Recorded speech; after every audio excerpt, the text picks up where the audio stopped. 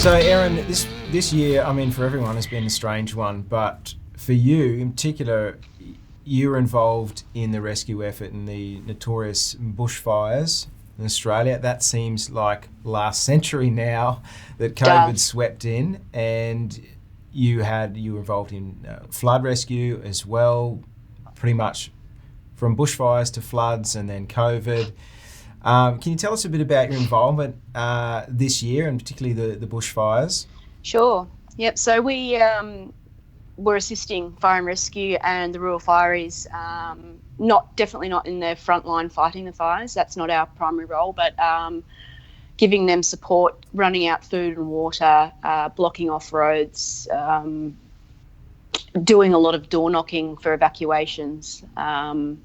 It was a pretty horrific time. I think half of the East Coast did suffer at that stage. It was like living in Armageddon for many, many months. And it was everybody was affected. And that's the thing with natural disasters. I grew up with a lot of cyclones in Western Australia, but when everyone's affected, including the volunteers, it just shows, I guess, that dedication and uniqueness of all volunteers and all spectrums just taking their shirts off their back to help each other out. So it was quite it was good to be able to help where you could and assist the RFS and the fire and rescue were just absolutely getting inundated at the time.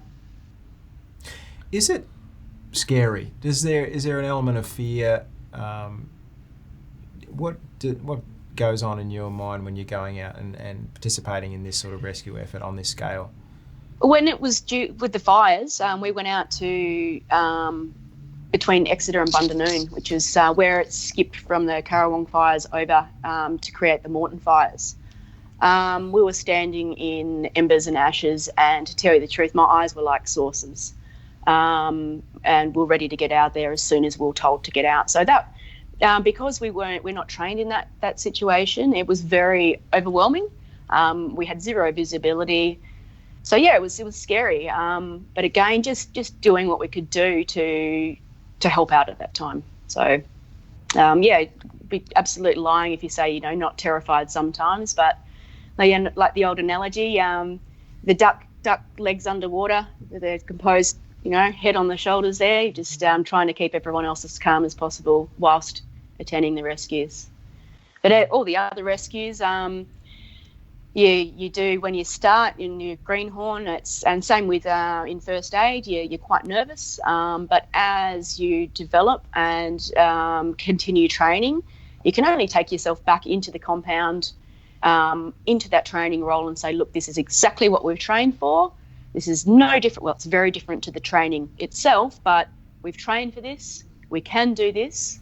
We actually haven't put this person in the situation.